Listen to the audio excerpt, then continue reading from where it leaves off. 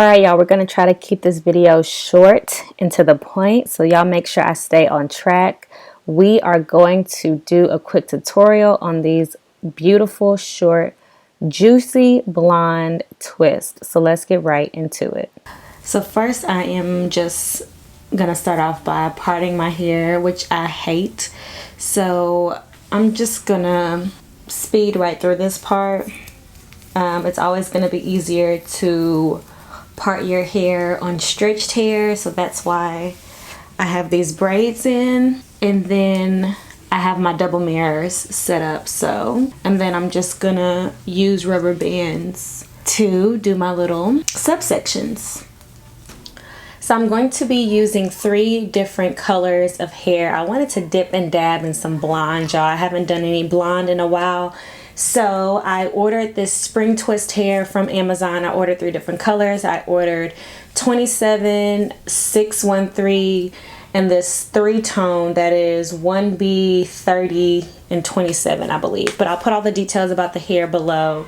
Alright, y'all. So this is my handy dandy thread holder. I get this from Amazon because I do my hair frequently. This comes in handy in terms of prepping and separating your hair. So first I'm going to separate all the strands of hair on here based off how many twists I'm going to do. I counted my parts. I have 28, so I'm going to have 28 pieces of hair already separated on here, so I can just get going. So here's all the hair separated. This is going to make everything 10 times easier when I start twisting the hair. I didn't fluff it out because I want these twists to be really like juicy and bouncy. So yeah, now I can just grab and go as I get to the next twist. Alright, so first thing we're going to get into is defining the parts and how I start the twist. I am using 24-hour even edge control to define my parts, and then I'm going to remove the rubber band before I start the twist. I don't like the rubber bands. That's personal preference. For me, the rubber bands are just a placeholder for my parts. Then, when I am starting off my twist, I start the twist off by braiding them, which is also personal preference. I feel like the twists have a better hold and a more secure foundation when you start it off by braiding it. So I'm going to separate my part into 2 sections so that it is easier for me to grip when I am starting the braid. And the reason I do this is because doing your hair on yourself, it's a lot harder to grip, especially when you're talking about the back of your head. So separating the part into 2 pieces just makes everything stay neat and tight, and it just makes it easier for me to grip.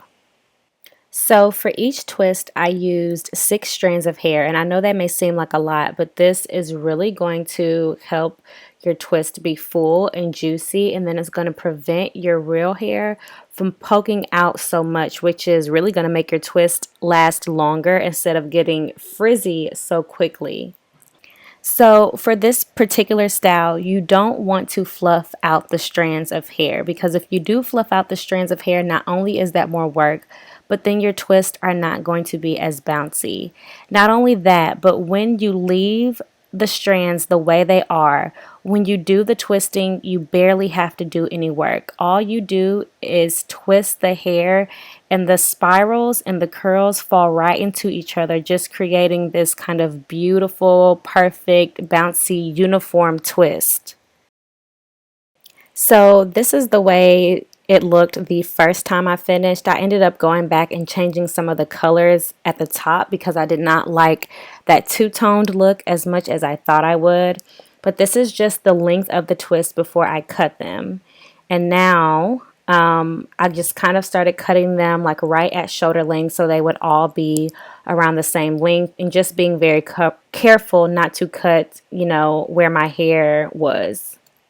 Then the very last thing that I'm going to do is just go through each of the twists and kind of pull on the ends so that the end has a little bit of curl to it instead of that blunt, sharp cut look.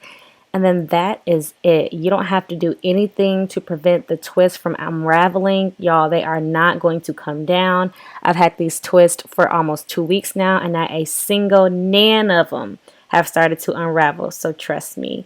And then this is the finished look after I went back through and changed some of the colors to get that two-tone color scheme out of there.